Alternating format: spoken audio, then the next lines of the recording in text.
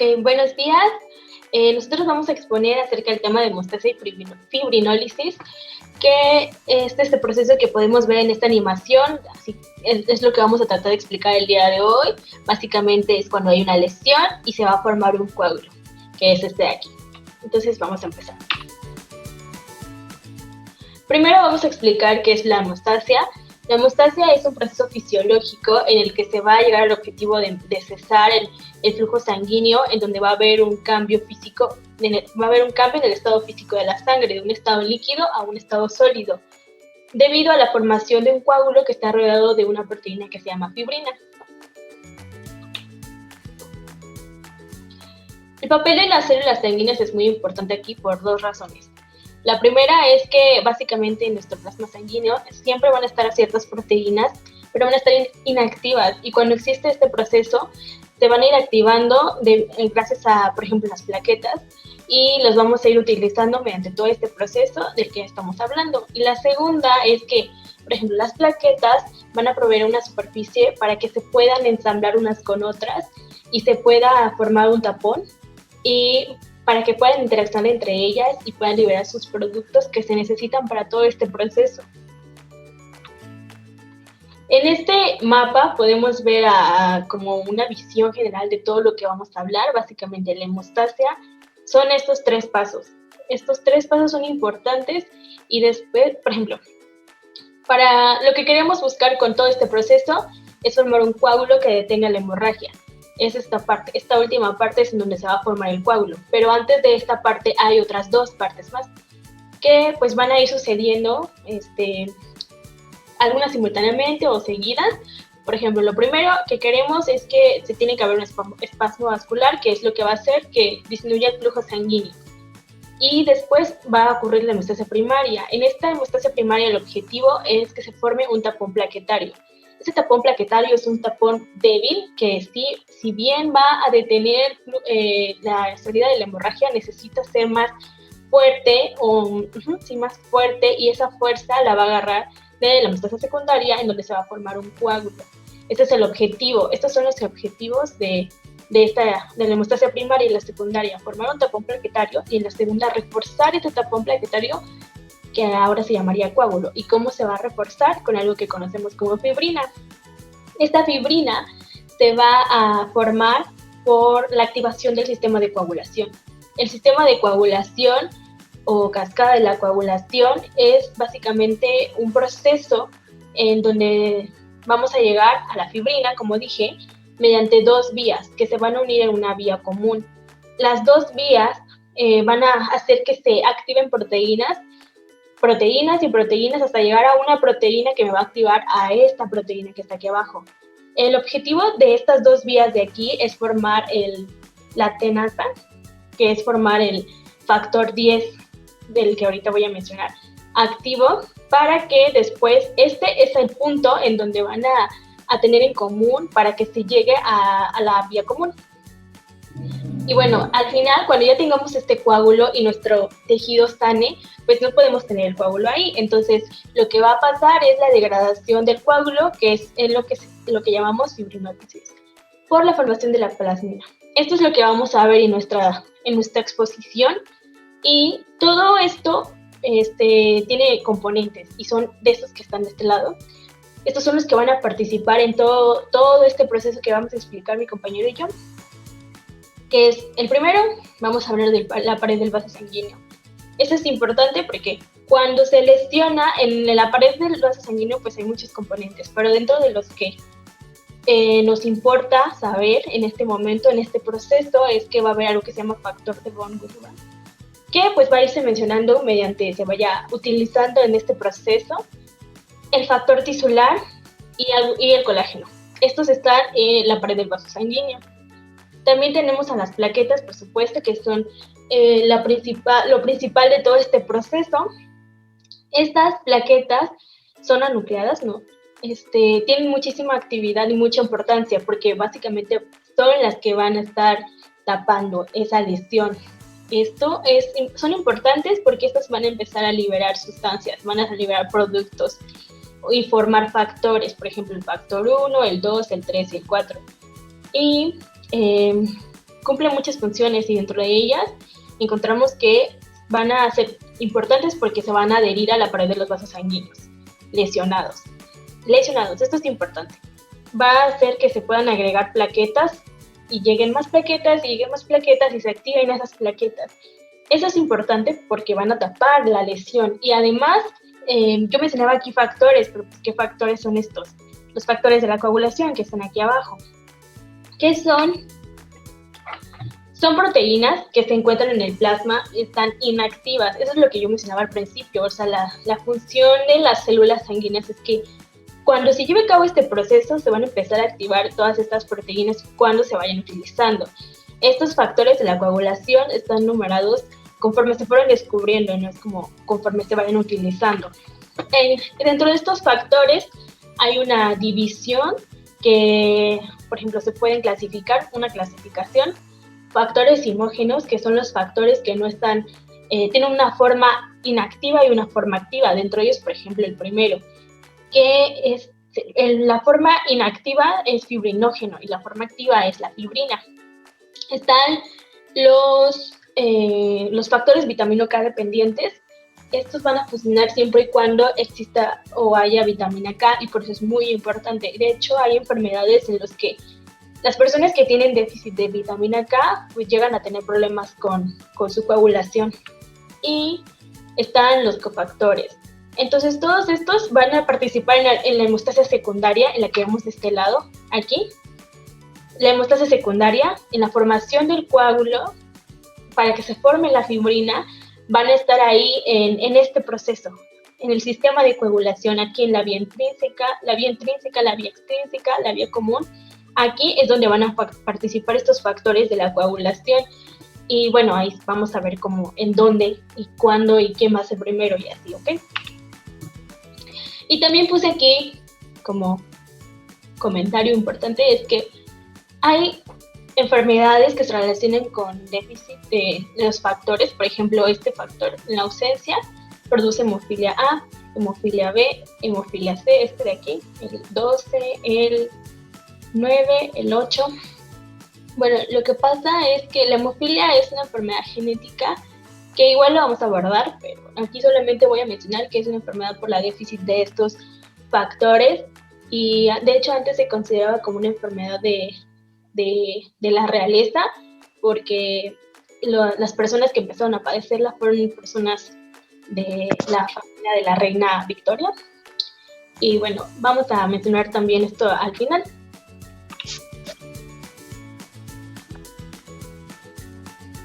Y bueno, iniciamos con el proceso de la hemostasia, iniciamos por la hemostasia primaria.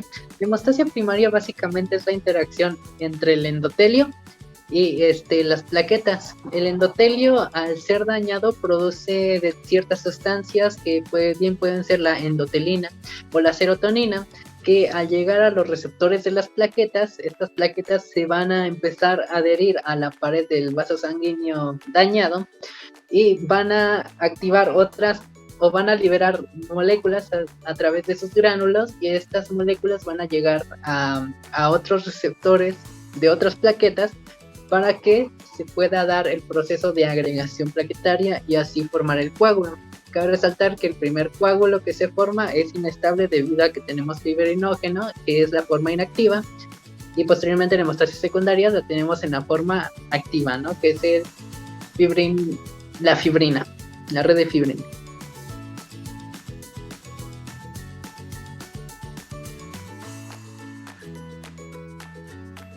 Y bueno, básicamente tenemos la acción del sistema nervioso en la vasoconstricción. Entonces, básicamente, lo voy a explicar ahorita de manera sencilla. Básicamente nos hacemos un corte, bueno, se nos produce un corte, una lesión en el vaso sanguíneo y lo reciben las neuronas sensoriales. Estas neuronas sensoriales llevan la información a través de los nervios y lo llevan hacia el sistema nervioso central, como está mostrado en la parte derecha y posteriormente ya en el sistema nervioso se genera una respuesta motora que es llevada por los nervios hacia la parte donde fue recibida la sensación para generar una respuesta celular. En este caso, el neurotransmisor que se libera es la adrenalina, la cual tiene como función encender vías de señalización para que se produzca la vasoconstricción en el vaso sanguíneo y así disminuya el flujo sanguíneo para que se pueda desarrollar de manera eficaz el proceso de coagulación. Su proceso lo vamos a ver a continuación.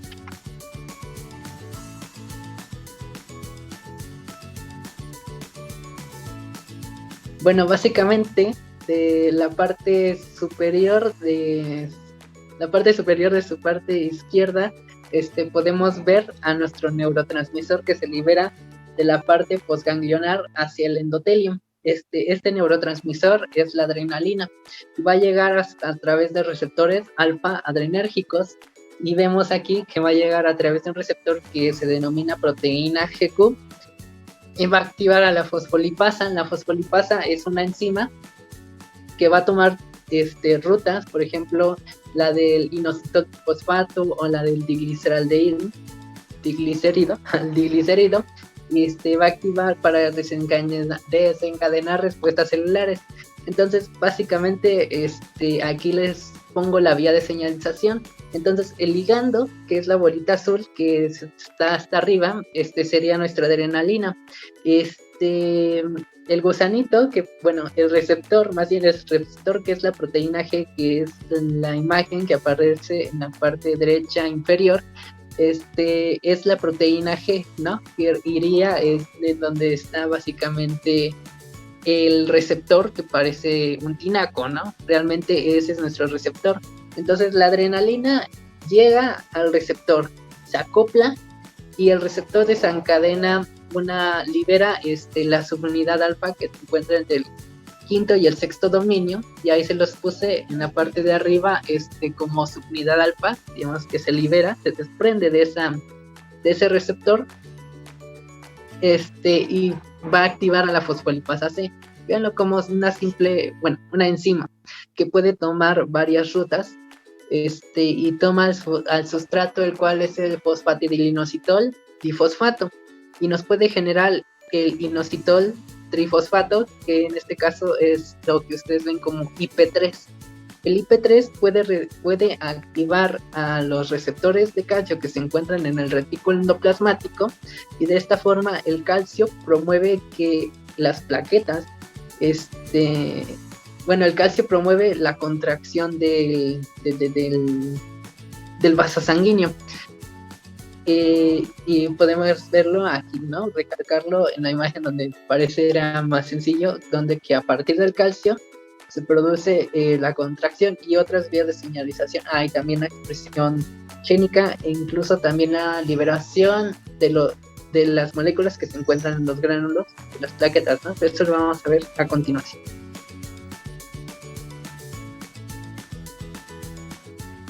Y bueno, la hemostasia primaria consiste básicamente en 3 pasos, ¿no?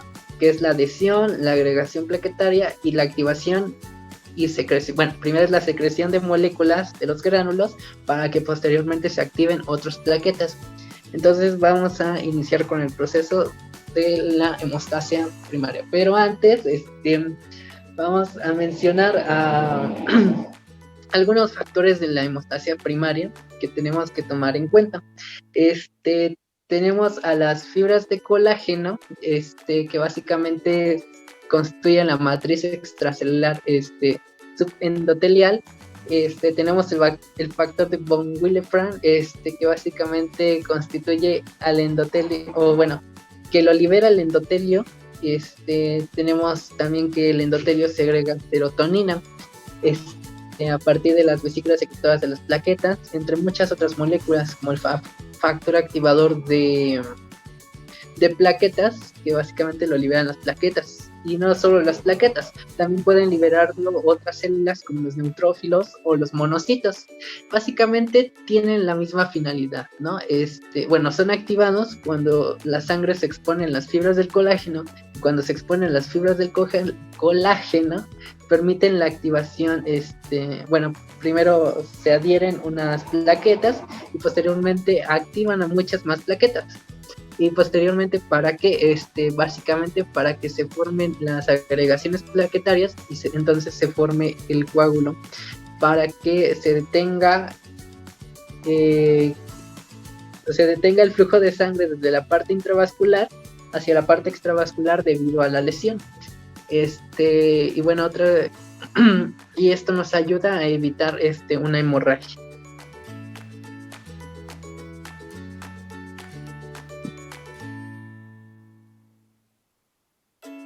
Y bueno, aquí básicamente es la tabla que les acabo de mencionar, en donde, por ejemplo, podemos ver a otro factor que es el tromboxano A2, que básicamente se libera justamente cuando, es liberado por las plaquetas para la activación de otras plaquetas.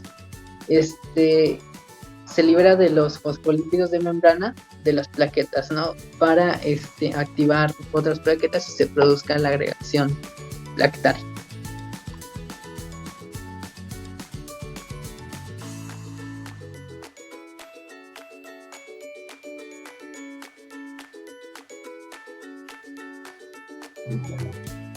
Y bueno, básicamente en la siguiente es una imagen, en donde representamos a nuestras plaquetas, las cuales son como esas, digamos que estrellas, ¿no? Estrellas que tienen varios picos, y es básicamente ese líquido que vemos, es el flujo sanguíneo. También podemos ver células sanguíneas como los eritrocitos. Entonces, lo que está adentro de las plaquetas son moléculas que se encuentran en gránulos que se van a liberar hacia el medio para que lleguen a otras plaquetas. Por ejemplo, hasta la parte de arriba vemos una plaqueta que está en forma discoidal. Posteriormente de que se activan esas moléculas a través de vías de señalización, que son muchas, esta plaqueta discoidal va a tomar una forma, digamos, como que de esa forma estrellada, ¿no? Una forma más circular, y en esos picos realmente son pseudópodos, que básicamente son prolongaciones citoplasmáticas que le van a servir a las plaquetas para que puedan comunicarse con otras plaquetas. Y abajito vemos en la parte más bajita, podemos ver cómo las plaquetas primero se adhieren y posteriormente ocurre la agregación plaquetaria para que se forme el coágulo sanguíneo.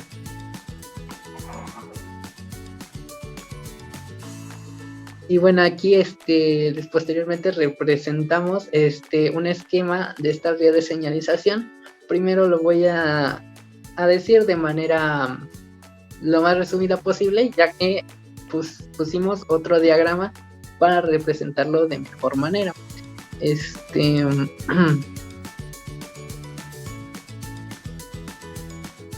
Bueno, tenemos a nuestras proteínas G. Básicamente la trombina es liberada por el endotelio, y esta es una proteína que va a desencadenar muchas vías de señalización dentro de las plaquetas, ¿no? Vean, la plaqueta tiene forma discoidal. Entonces la trombina llega hacia las proteínas G, que son esas como gusanitos de color rosa. Entonces estos, si ven en la parte del receptor en color rosa, el segundo, ¿no? Se encuentra más a la derecha, tiene 3 subunidades, o bueno, digamos 3 circulitos que están adheridos a ese receptor, ¿no? Que es la subunidad alfa, la subunidad beta y la subunidad gamma. Subunidad gamma. Entonces la que se va a liberar es la subunidad alfa. Cuando se acopla el ligando al receptor, se libera la subunidad alfa. Posteriormente activa la fosfolipasa C, y la fosfolipasa C va a tomar como sustrato al fosfatidilinositol difosfato. Entonces, por ejemplo, nos genera, como ya habíamos visto, nada más que esta es otra, el inositol trifosfato, que básicamente va a los receptores del retículo endoplasmático y va a abrir los canales de calcio, es decir, va a incrementar el calcio a nivel intracelular. Esto lo que nos permite es que la célula dé un cambio en su forma, es decir, va a cambiar de forma, de una forma discoidal a una forma circular, y le van a empezar a salir los pseudópodos. Y vemos que toma otra ruta, ¿no? Toma digliceraldehído de de membrana. Básicamente esto, el digliceraldehído va a activar a la proteína quinasa C o sinasa C y va a activar a la proteína SNARE fosforilada, y esta va a permitir la liberación de moléculas que se encuentran de los gránulos. Bueno, va a hacer que se aproximen los gránulos hacia la membrana celular para que las moléculas puedan liberarse, ¿no? Y podemos ver que son muchas moléculas realmente. Tenemos el ADP, la serotonina, también tenemos el ion calcio y factores de coagulación. Y bueno, en la siguiente diapositiva les pusimos el diagrama para explicarlos de manera más, un poco más detallada. Bueno, tenemos...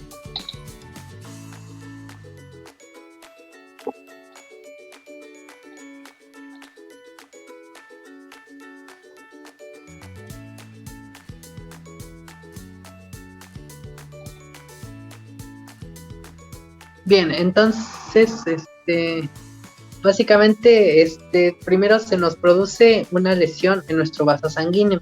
Luego, el endotelio va a empezar a secretar sustancias como es la endotelina y la serotonina, las cuales van a estimular o van a generar el proceso de la vasoconstricción para disminuir el flujo sanguíneo y que no haya una pérdida de sangre considerable. Entonces, en el vaso lesionado va a haber uniones entre el colágeno y la plaqueta, y también va a participar un factor que se llama de von Willebrand. Entonces, el colágeno con la plaqueta y el factor de von Willebrand con la plaqueta se van a unir a través de glicoproteínas.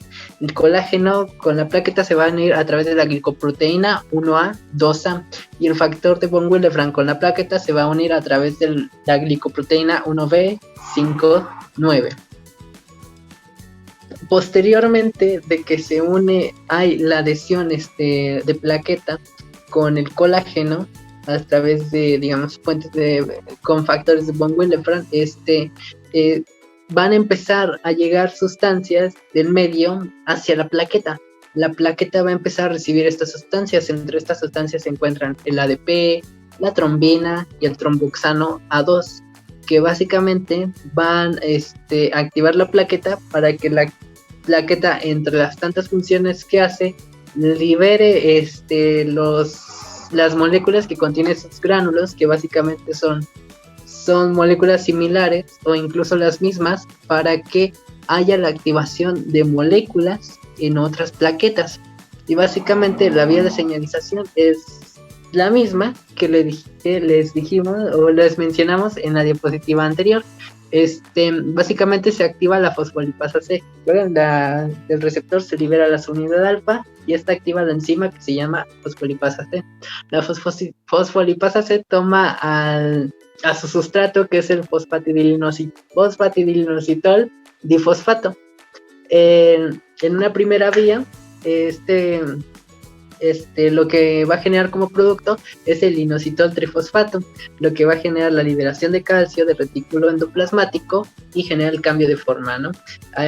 En la parte izquierda lo tenemos como plaqueta en forma discoidal, y ahora en la parte derecha, eso como que le salen rayitos, básicamente son los pseudópodos, y lo tenemos de una forma más circular para que sea más eficaz la adhesión plaquetaria a la pared del vaso, al endotelio dañado.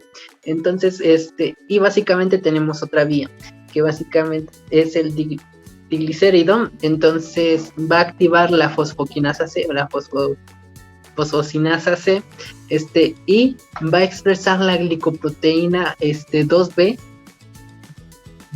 2B3A. Esta glicoproteína va a ser la clave para que una plaqueta pueda unirse a otra plaqueta. Claro, hay otras sustancias que interfieren, como es el calcio y el plasminógeno. Entonces, se va a unir a las plaquetas. Y también tenemos otra vía que, en este caso, la enzima va a ser la fosfolipasa 2. Y la fosfolipasa 2, esta enzima va a tomar como sustrato a los fosfolípidos de membrana para generar ácido araquidónico.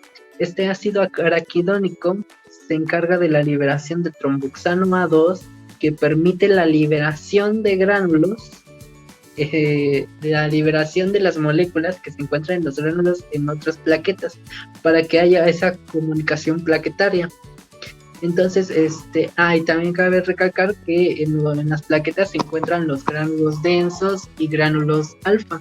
Los gránulos densos generalmente contienen ATP, ADP, grupos fosfato, calcio y serotonina.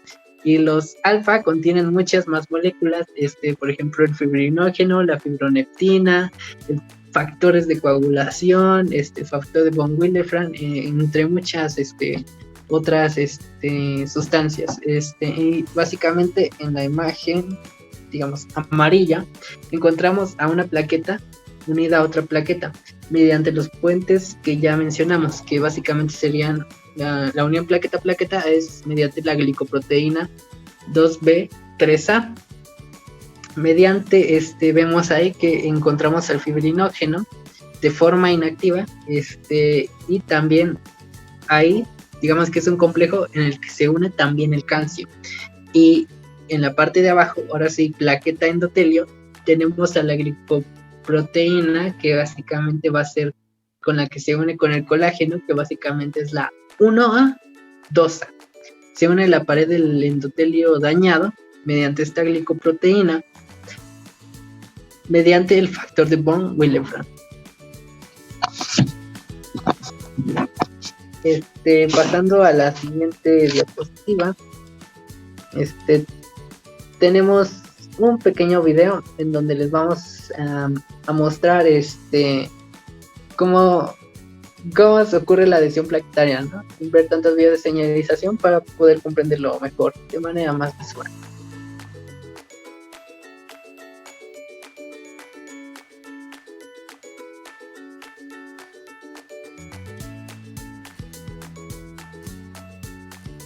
Entonces ahí tenemos la plaqueta que recibe los mensajes, o bueno, las moléculas que llegan a sus receptores para adherirse a la pared del vaso endotelial dañado. Entonces ahí vamos a ver la activación de estas moléculas y se va a unir al colágeno mediante, se une al colágeno mediante que el factor de von Willebrand.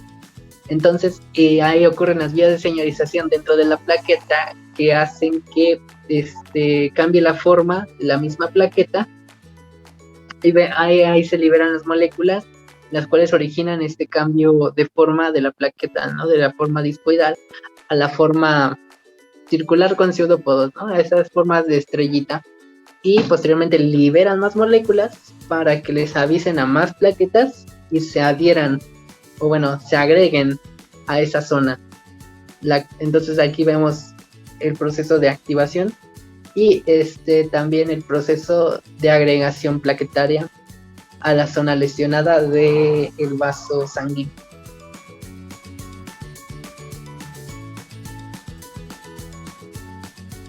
Ahí vemos cómo se van agregando más plaquetas. Y bueno, por ejemplo, ahí vemos a la trombina, ¿no? La trombina que básicamente representa la vía de señalización que ya les había mencionado.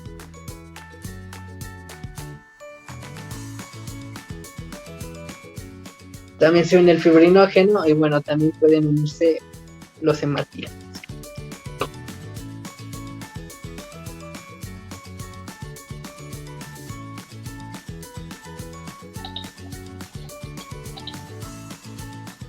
Bueno, después tenemos la segunda parte, o sea, la parte que explicó Carlos es cuando se forma el tapón plaquetario, pero es un tapón no tan estable, y para que este tapón esté más estable, que sea más fuerte, se necesita de algo que vemos de este lado, filamentos de fibrina. Es como una red que va a amarrar todo ese tapón que ya se formó antes y hacer que esto sea más fuerte, porque la función de las dos cosas que mencionó Carlos, que es la vasoconstricción y la formación de tapón plaquetario, sí son importantes, pero si solamente es por así, lo que hace es que, si, por ejemplo, el flujo, si no existiera la vasoconstricción, el flujo sanguíneo tendría una fuerza que podría llevarse el tapón plaquetario. Entonces esa fuerza se necesita de esta segunda parte, de la hemostasia secundaria, la parte de la coagulación, la famosa cascada de coagulación. Se tiene que formar esta fibrina. Este es el objetivo de esta parte que yo voy a explicar. Entonces, vamos a tener un esquema que seguramente pues, ya en los resúmenes ya habrán visto, pero bueno, yo lo voy a explicar para tratar de hacerlo un poco más comprensible. Esta parte de la hemostasia, lo que necesitamos es formar fibrina. O sea, vamos a ir de todo esto hasta acá. Y esta fibrina se va a formar por una vía intrínseca y una vía extrínseca, que se van a unir en la vía común para formar la fibrina estable. Entonces, ¿qué es lo que va a pasar aquí? Estas dos vías van a estar pasando simultáneamente, pero van a ser activadas por diferentes estímulos. En la vía intrínseca, lo que va a pasar, el estímulo es el colágeno, y esto es el colágeno que estábamos hablando en el que está en el endotelio. Yo mencioné que en el endotelio había factor tisular, el factor de von Willebrand y el colágeno. El colágeno va a ser algo muy importante para que se empiece a llevar a cabo todo esto. Lo que pasa en esta cascada es porque estas proteínas van a ser, por ejemplo, esta proteína inactiva, que yo decía que estas proteínas estaban inactivas, porque sí están en el plasma, pero no van a estar activas mientras no haya un daño. Cuando empieza el daño es cuando se van a ir activando y va a ser como una cascada, porque en cuanto se active esta va a ser la encargada de activar a la siguiente, y cuando se active esta va a ser la encargada de activar a la siguiente, y así, y por eso es como una cascada, ¿sabes? Entonces, el principal de este lado de la vía intrínseca, el que va a activar todo esto es el colágeno. Entonces, el factor 12 inactivo, por ayuda del colágeno, que este colágeno pues vamos a saber que va a existir cuando esté el daño, cuando esté expuesto este colágeno, se va a activar el factor 12, y entonces el factor 12 va a ser el que va a activar el siguiente factor, que es el factor 11. Y entonces el factor 11, cuando esté activo gracias al factor 12, va a activar al factor 9. Esto en la vía intrínseca y la vía extrínseca, el objetivo es formar algo que se llama tenaza. De este lado tenemos la formación de la tenaza y de este lado también tenemos la formación de la tenaza, que es un complejo enzimático que lo que ayuda es activar al factor 10. En cada una de estas vías lo que se busca es tener al factor 10 activo, porque es el punto en común con la vía común. Cuando se activa, aquí vamos a tener 10 activo, y de este lado también vamos a tener 10 activo, que es gracias a la tenaza. Cuando tengamos el 10 activo, estamos llegando al punto de la vía común, que bueno, o sea, de este lado, el factor 10 va a ser activo gracias a que en este momento ya se activó el factor 9, con ayuda del 8, de fosfolípidos y también de calcio. Esto es la famosa tenaza. Van a pasar de 10 inactivo a 10 activo. Entonces ya tengo lo que yo quería, tener el 10 activo.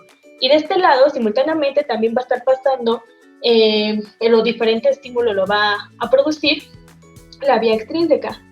Que lo que pasa es que cuando se lesiona el endotelio, se va a liberar el factor 3, que es el factor tisular que yo les estaba mencionando, que está en el endotelio. El factor 3 va a activar al factor 7. Entonces aquí está, factor 7 inactivo, el AI de inactivo, va a pasar a factor 7 activo gracias a la liberación del factor 3. Y junto con el calcio, la mayoría de estos procesos son ayudados por el calcio y los fosfolípidos. Entonces van a formar la tenaza. Este factor, este complejo enzimático, va a ser el que, como dije, la tenaza es el que ayuda a que el factor 10 inactivo pase a factor 10 activo. Entonces ya tengo mi objetivo. Mi objetivo de ambas vías es tener el 10 activo. Y ya lo tengo. Entonces ya voy a poder entrar a la parte común, o la vía común, que en la vía común lo que queremos es algo que se llama protrombinasa. La protrombinasa es otra vez un conjunto enzimático que va a ayudar a que se active la protrombina. La protrombina, su parte, esta es la parte inactiva. Todos estos también son factores de coagulación, ¿ok? La protrombina en su forma activa es la trombina. Entonces, la protrombinasa, que está conformada por el factor 10, el factor 5 y el calcio, van a activar a la protrombina. Se activa la protrombina, entonces tenemos trombina. La trombina lo que va a hacer es activar al fibrinógeno. El fibrinógeno es la forma inactiva de la fibrina. Nosotros queremos fibrina. Entonces ya vamos a tener fibrinógeno. Entonces vamos a tener activado el fibrinógeno. Vamos a tener monómeros de fibrina, que no es lo mismo a tener la fibrina como tal. Lo que pasa aquí es que son como hilos, por decirlo así, los monómeros de fibrina. Pero nosotros queremos que sea como una red fuerte, o sea, que se formen enlaces entre las fibrinas. Y eso va a ser gracias a otro factor de coagulación que se llama factor estabilizante de la fibrina, que es el factor 13. También va a ser activado gracias a la trombina, entonces va a hacer más fuerte o a estabilizar, como dice su nombre, a la fibrina, a los monómeros de fibrina. Entonces, de pasar a monómeros de fibrina, vamos a tener la fibrina estable. Entonces, básicamente de eso se trata esta parte. La vía intrínseca y la vía extrínseca, como objetivo, formar la tenaza. La tenaza para que se active el factor 10. El factor 10 es el punto común en la vía común y forma parte del factor 10 de la protrombinasa, que es lo que queremos activar a la protrombina. La activamos y tenemos trombina. La trombina va a activar al fibrinógeno, pero no vamos a tener fibrina directamente, sino vamos a tener monómeros de fibrina. Y entonces, para tener esta fibrina estable, esta fibrina que forme enlaces y sea algo estable, necesitamos del factor 13, que también lo activa la trombina. Y entonces ya con este factor activo, estabiliza la fibrina y se empieza a formar una red. Entonces todo ese tapón plaquetario se va a empezar a envolver con fibrina y se va a hacer más duro, más firme, que es lo que queremos básicamente. Queremos esto que está aquí. Entonces aquí podemos ver toda esta masa de eritrocitos enredados entre la fibrina. Y bueno, o sea, así puede parecer un poco complicado aprendérsela, pero pues aquí yo puse una forma de que sea más fácil retener esta información. Básicamente la parte de la vía intrínseca es una cuenta regresiva. Lo puse en números arábicos para que sea más fácil de recordar. Tenemos que es el 12, el 11, el 10 no lo pongo, pero pues tenemos que saber que eso es obvio porque la finalidad de las vías es tener el 10, entonces el 10 no lo voy a tener aquí. Es 12, 11, no voy a poner el 10, 9, 8 y ya tenemos el 10. Y de este lado de la vía extrínseca, que es más cortita, tenemos 3 más 7, 10. Entonces ya tenemos el 10, que es en la vía, es el punto donde inicia la vía común. Entonces ya, en la vía común tenemos el 10. El 10 entre 5, que es el otro factor que se necesita para la protrombinasa, da 2. Entonces tenemos el 2, que es el siguiente factor. Y ya solamente recordar que lo que buscamos es fibrina. El número 1 es la fibrina. Y eso es todo. Sería 12, 11, 9, 8, una cuenta regresiva. 3 más 7, tenemos que es 10. 10 entre 5, porque el factor 5 aquí está. Nos da 2, que es el factor que va aquí. Y nos da el número 1, que es la fibrina. Y eso es como una forma sencilla de aprenderlo. Y bueno, también voy a poner este video que explica cómo se lleva a cabo este proceso. Primero inicia con, me parece que la vía extrínseca y luego la intrínseca. Ahora vamos a ver.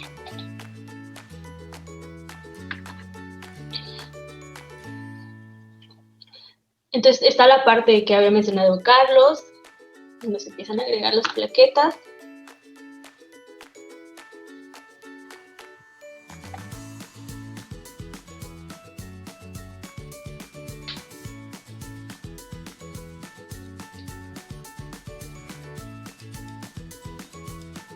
Entonces tenemos ahí el factor tisular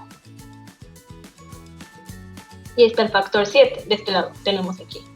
Estos van a ayudar a que se activa el factor 10, la tenaza, aquí está la tenaza. Entonces se activa el factor 10 y ya tenemos la vía extrínseca. Ahí está. Y luego de este lado tenemos el 12, que activa el 11, al 9, junto con el 8, que forman la tenaza con el calcio y los fosfolípidos, y van a activar al 10. Ahí está el 10 activo. Pasamos. Ya tenemos el 10 activo de las dos vías. Ese 10 activo va a formar parte de la protrombinasa. Ahí está el factor 5 con ayuda del calcio. Ahí está la protrombinasa, que está ahí se va activando. Protrombinasa se activa, pasa a la trombina. Ahí está. Y tenemos muchísima trombina ahí.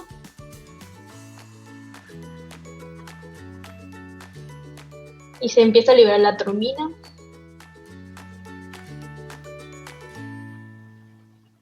Y empezamos con la parte de formar el fibrinógeno. De activar el fibrinógeno y que se empiece a formar esa red que es la fibrina. Miren, ahí toda esa fibrina es la que se está formando y atrapando, englobando todo lo que ahora ya podemos decir que es un coágulo.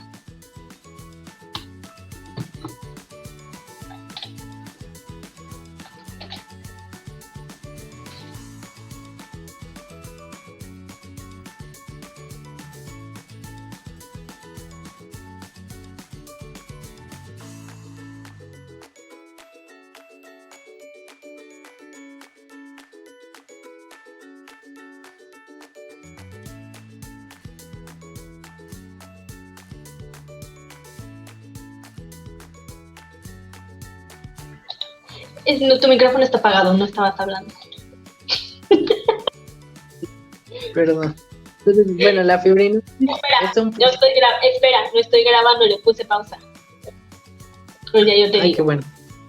Sí, no te preocupes. No, o sea, sí se vio una parte de cuando estabas hablando sin hablar. Ok, espérame, te mando un mensaje cuando ya empiece a grabar, ¿ok? Okay.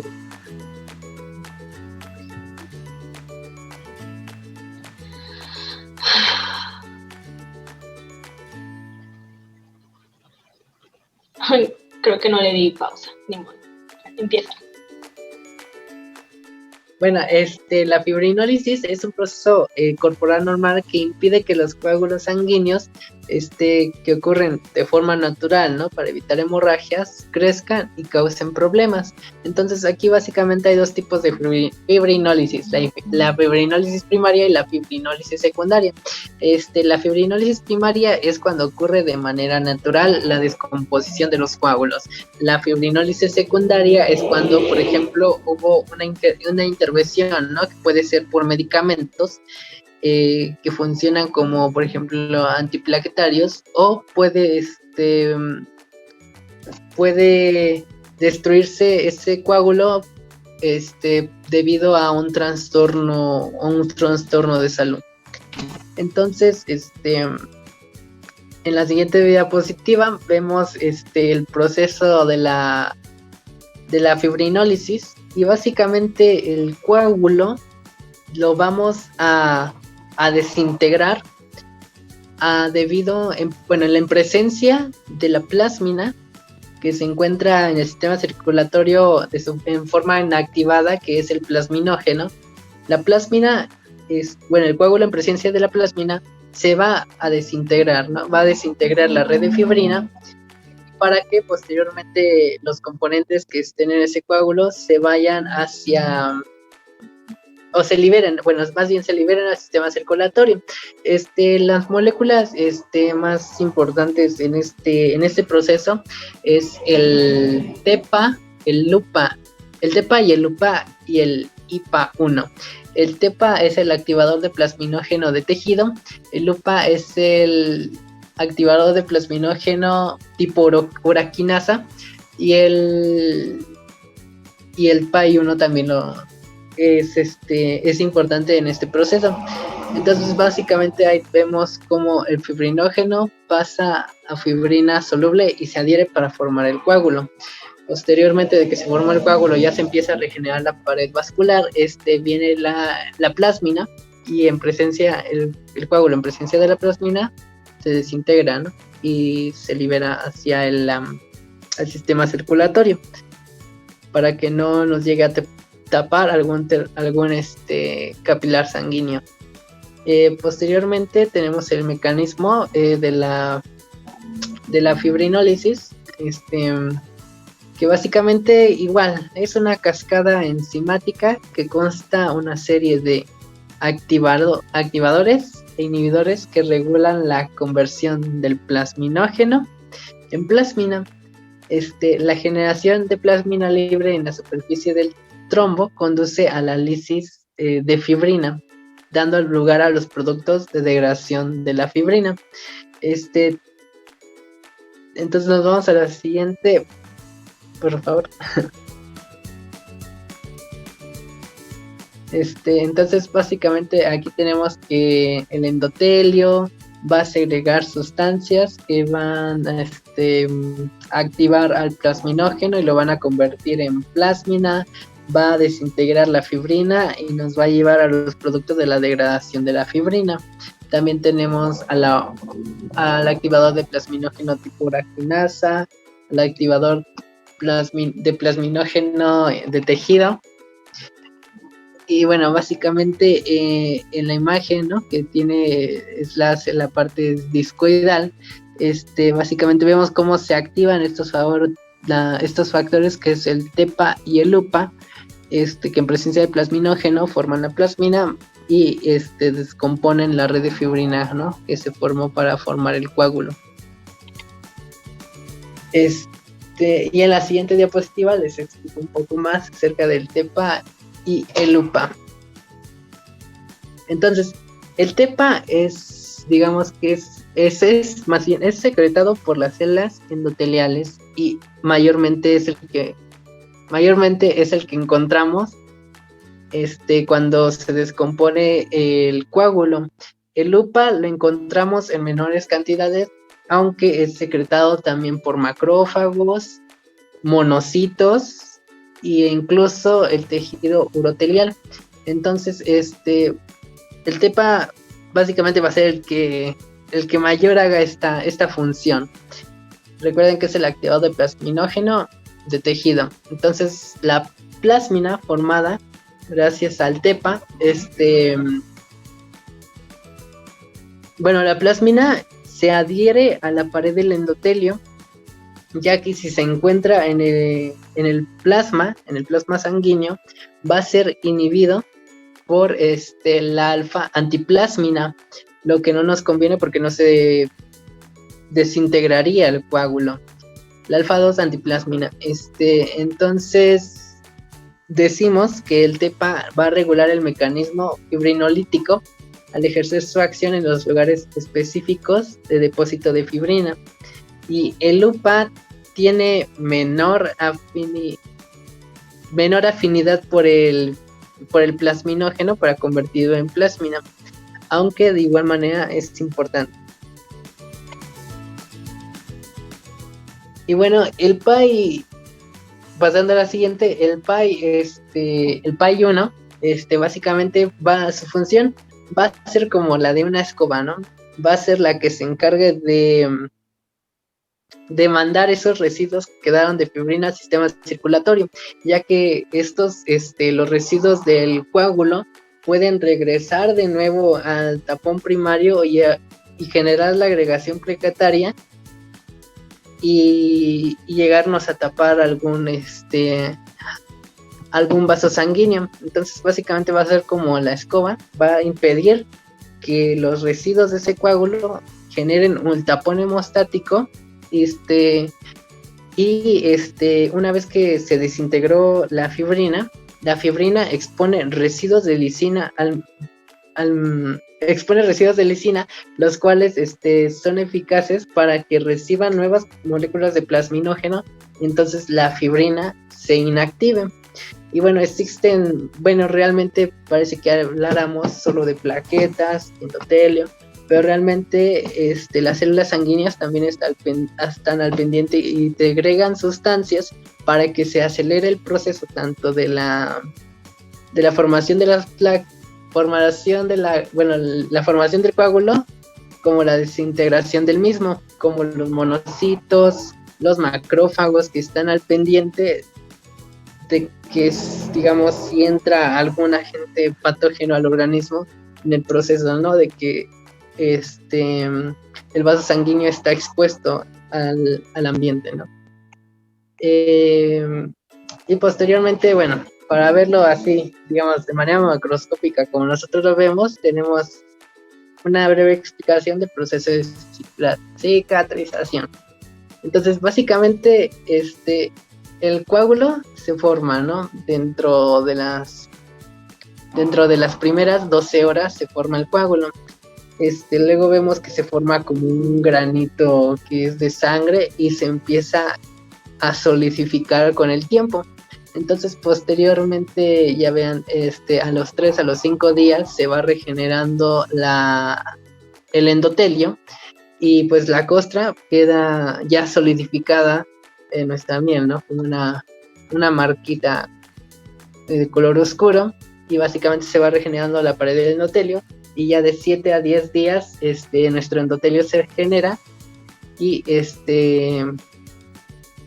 y ya antes, bueno, mucho antes ya se había eliminado el coágulo para regenerar el endotelio dentro de los 13 a los 5 días, para que de los 7 a los 10 días ya esté como nuevo el tejido.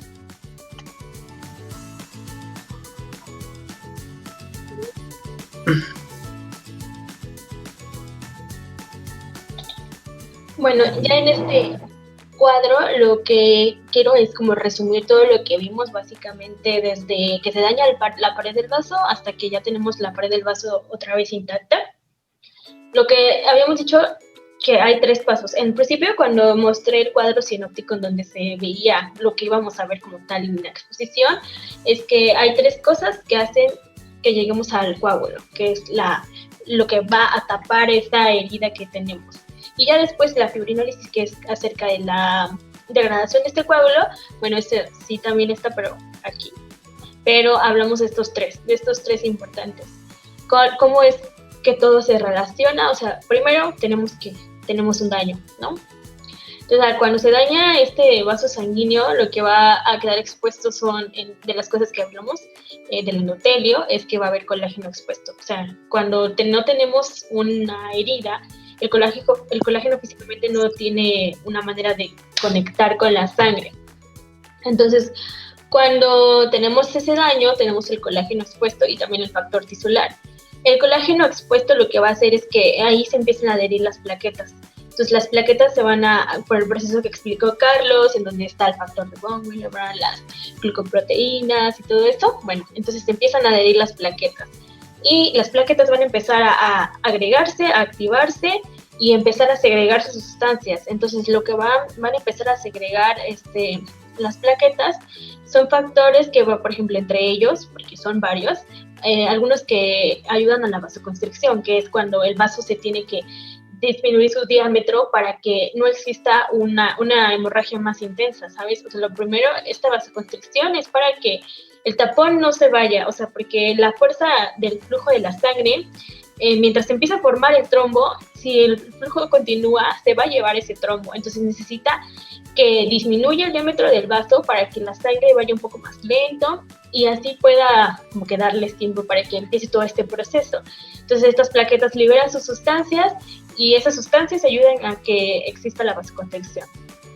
Entonces, aparte de esto, de este lado que tenemos la vasoconstricción y de este lado, debido a la adherencia de las plaquetas y la agregación de las plaquetas, es que se va a formar el tapón plaquetario laxo, que es una hemostasia temporaria porque, como les digo, lo importante aquí es que se forme el coágulo. O sea, ese coágulo es el que va realmente a tapar esa herida en lo que sana o cicatriza otra vez el endotelio.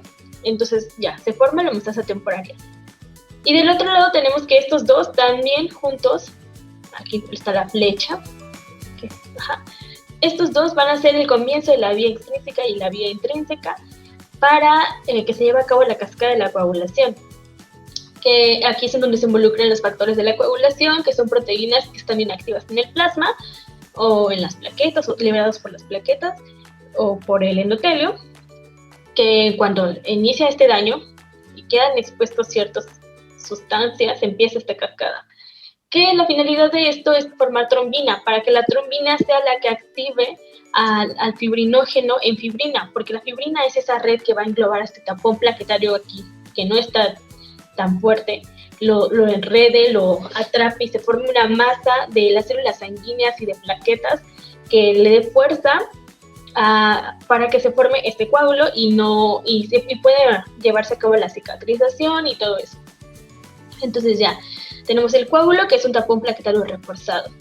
Cuando existe el crecimiento celular y la reparación de los tejidos, entonces ya no necesitamos el coágulo, y lo que explicó Carlos, que la plasmina va a disolver lentamente a la fibrina, se va a disolver el coágulo y volvemos a tener la pared del vaso otra vez intacta. Y este es el proceso, que obviamente esto es para vasos sanguíneos no grandes, sino porque cuando es una herida grave ya necesitan como intervención quirúrgica, pero mientras no sea así, pues podemos llevar a cabo este proceso en condiciones normales, porque si no es así, por ejemplo, cuando una persona coagula demasiado rápido, con mucha facilidad, se le llama trombosis, y cuando se tarda mucho en hacerlo, se puede producir una hemorragia.